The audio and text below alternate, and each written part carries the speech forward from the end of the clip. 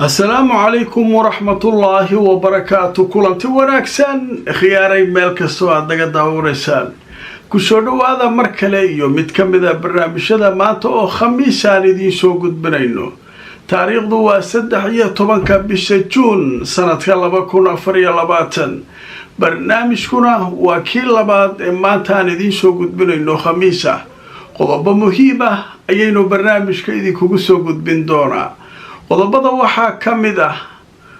Mareykanka oo qiraya raganimada ku jirta Yahya Sinwar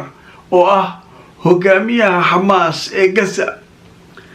haddaba warbaahinta Israa'iil iyo mas'uuliyiin Mareykan ayaa si weyn uga hadlaya Yahya Sinwar. haddaba maxay tahay xilligan Mareykanka inuu muujiyo raganimada ku jirta Yahya Sinwar? haddaba waxaan idin hayaa warbixin cajiiba oo arrimaha warbaahintu ay ka qorayaan. markii ugu horeysay mas'uul sare oo Ruush ayaa faahfaahin ka bixiyay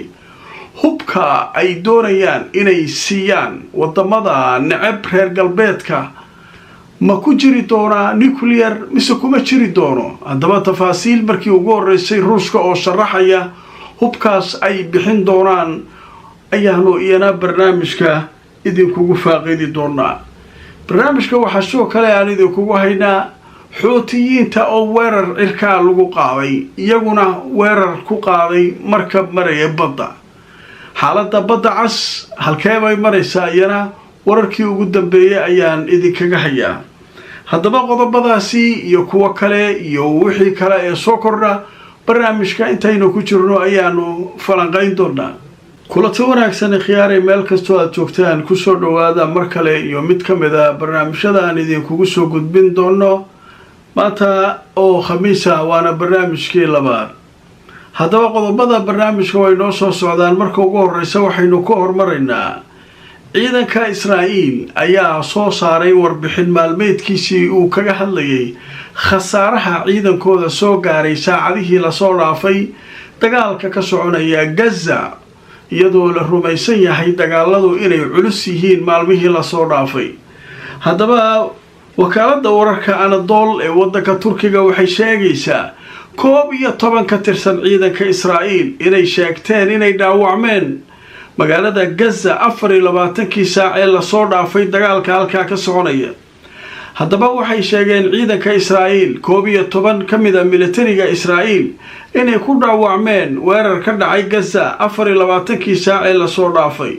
bayaan ay faafiyeen maanta oo khamiis ah mowqica ama website-ka dhinaca elektrooniga ee ciidanka Israa'iil ay leeyihiin ayaa lagu sheegay in waxyaabo badan ay soo baxayaan oo ku saabsan tirada askarta dhimatay iyo kuwa dhaawacmay, in eedeymo badan ciidanka ay u imanayaan oo ku saabsan inay wax badan qarinayaan oo ay daboolayaan, ayna tahay inay xaqiiqda ka hadlaan.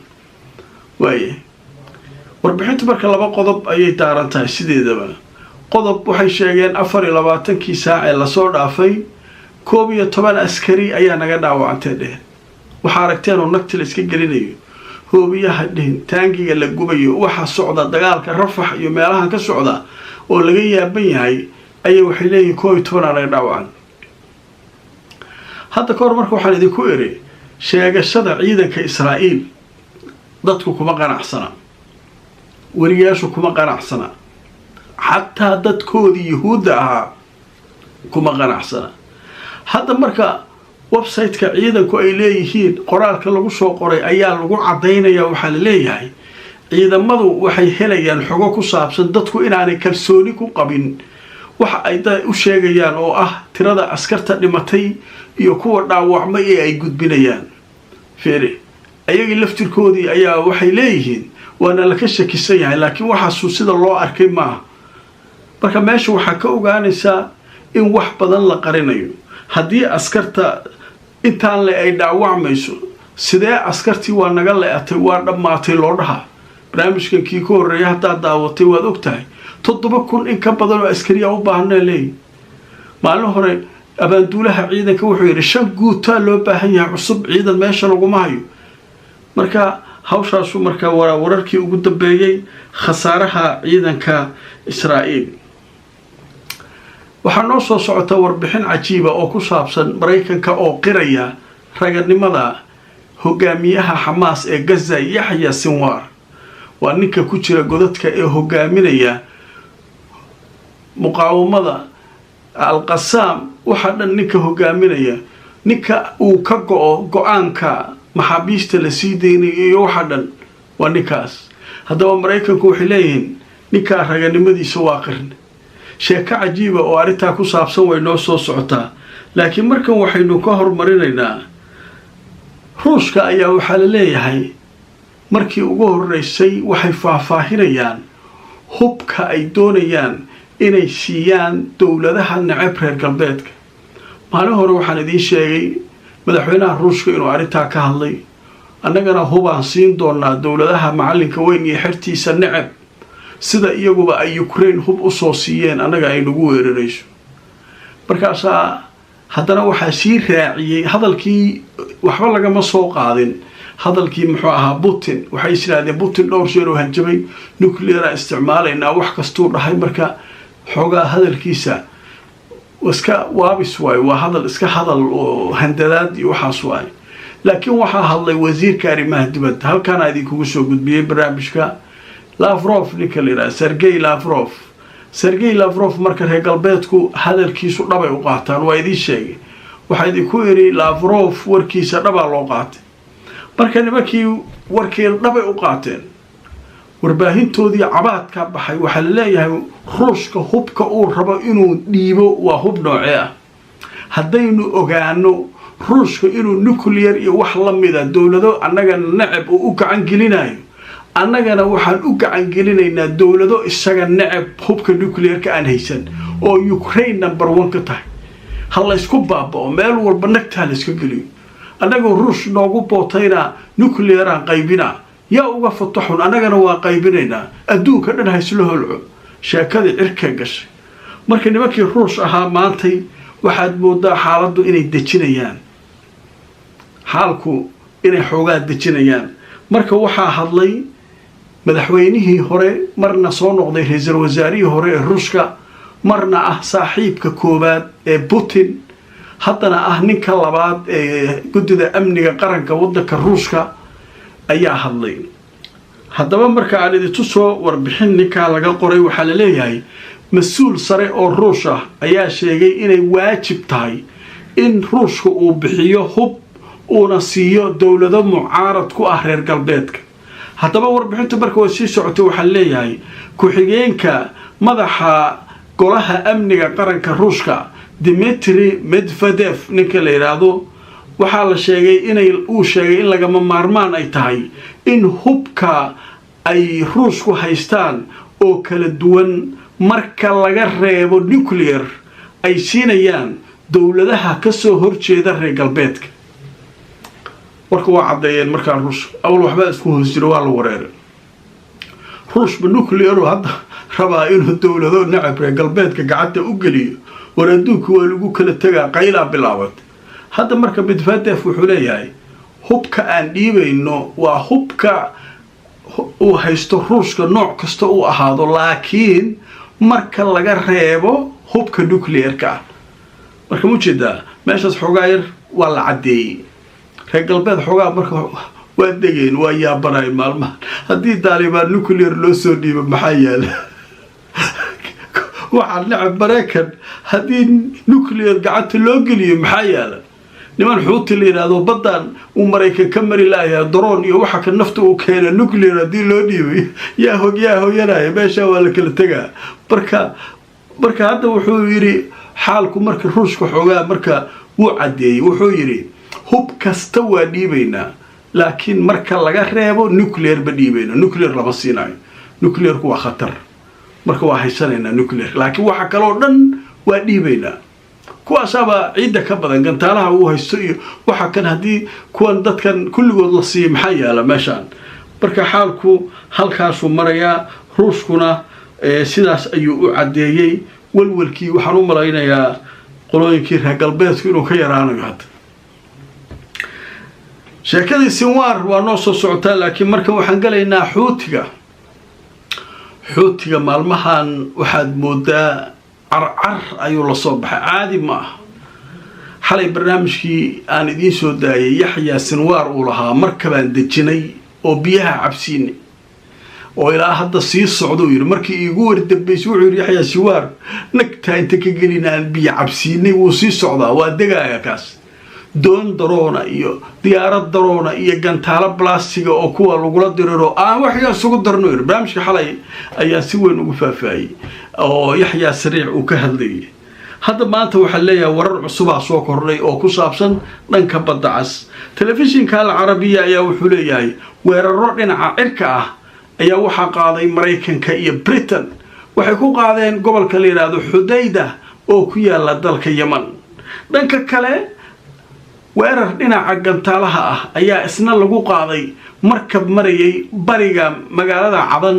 waxaana loo malaynayaa xuutigu inay weerar ka qaadeen yaa kala qaadaya haddaba telefishinka Al-Masira la yiraahdo ee taageera kooxda jamaacada xuutiyiinta dalka Yemen ayaa wuxuu sheegay in diyaaradaha Mareykanka iyo Britain ay soo qaadeen weerar dhinaca cirka ah iyagoo weeraray deegaanka la yiraahdo As-Salif ee ku yaala Xudayda galbeedka Yemen telefishinku waxa uu sheegay goor sii horeysay oo maanta oo Khamiisa in weerarka duqeymaha ay geysteen waxay soo kale meelaha la bartilmaameedsaday kamida goob xukuumadeed oo gobolkaasi ka tirsan oo ku yaala waxay sheegeen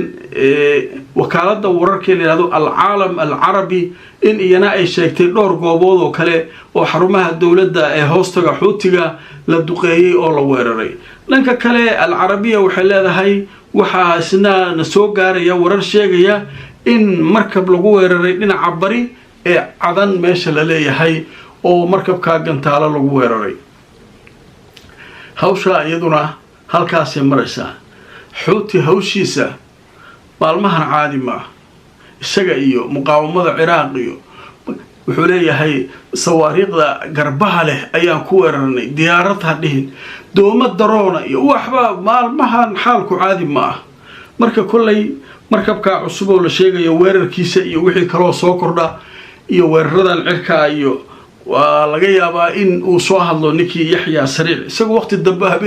habeenkii waqti dambe soo hadlaa marka ma soo hadli doona ma barito u dhigan doona ma hawl kala qabyo ka ah waa sugeynaa laakiin Al-Carabiya hadda waxay leedahay laba weerar midna asaga lagu qaaday midna asaga qaaday haddaba warbixinta iyaduna halkaas aan kaga gudbaynaa wixii soo kordha arkaynaa warbixin cajiib ah ayaa halkan idinku haya Mareykanka oo la leeyahay wuxuu qirayaa raganimada Yaxya Sinwar waa ninka madaxda u ah Xamaas ee Gaza nimanka kale siyaasiyiinta Ismaaciil Haniya iyo waxa kan iyo wadanka way ka maqan yihiin ayaga waa madaxda guud waa kuwaas ninka Gaza maamula oo madaxda ka ah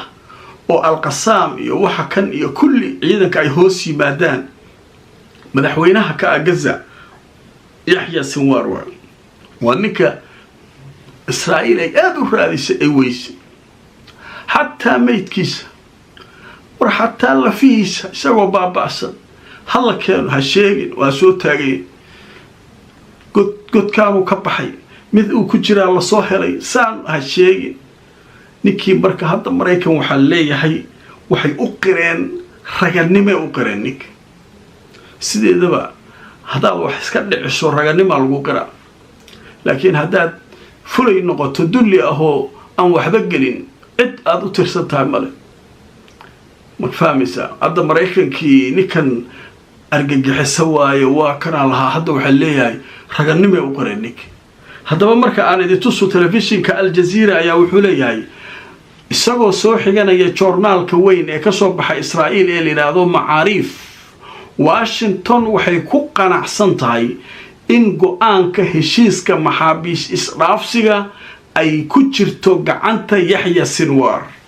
waa tahay warbixintu way sii socotay waxa leeyahay joornaalka Macaariif ee Israa'iil ka soo baxa wuxuu sheegay in Mareykanka ay ku qanacsan yihiin oo ay qirayaan in qaraarka kama dambaysta ah ama go'aanka kama dambaysta ah ee ku saabsan heshiiska maxaabiis isdhaafsiga uu gacanta ku hayo ninka madaxda u ah muqaawamada islaamiga Xamaas ee Gaza Yahya Sinwar.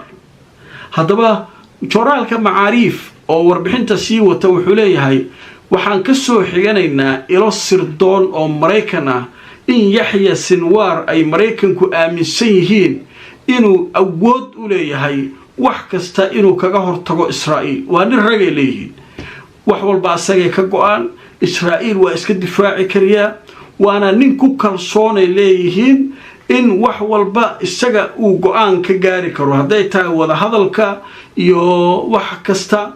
marka waxa leeyahay ninkan uu gacantiisa waa saraysaa ciyaar maaha ninka lama dhayalsan kare leeyahay gacana u taagnaanay rag waay leeyahay ninkan Mareykankii sirdoonkoodii iyo wixii oo dhan iyo warbaahintii Israa'iil ah waxay leeyihiin ninkaas waa rag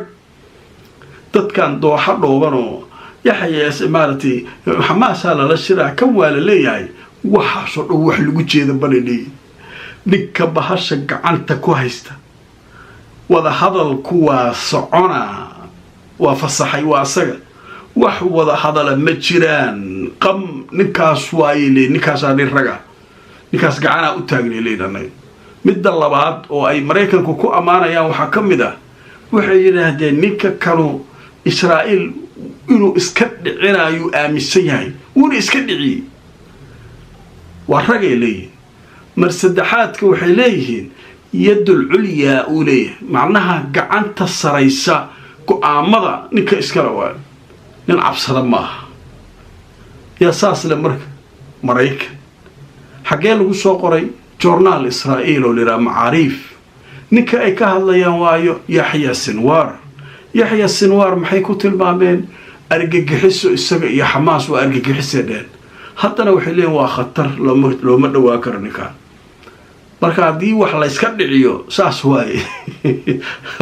qayla ibaaraysa basa marka waa la yaab marka nimankii Israa'iiliyiinta ahaa warbaahintoodii warkaasay qorayaan waxay leeyihiin Mareykankii aba nooga darayba wuxuu leeyahay ninka kanu nin raga waaye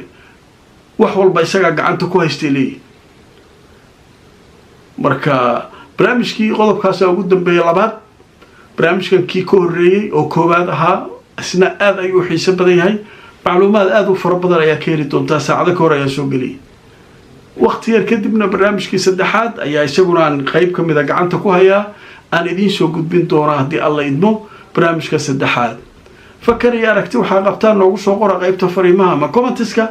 barnaamijkana like gareeya oo share gareeya meel kastoo aad naga daawanaysaan si dad badan barnaamijyadeenu ay u gaaraan. haddaad nagu cusub tahay subscribe ha ka iloobin youtube-ka facebookana follow garey si mar walba barnaamijyadeena aad u hesho. inta aan mar kale kulmayno akhyaaraya haddii alla idmo nabadgelyo.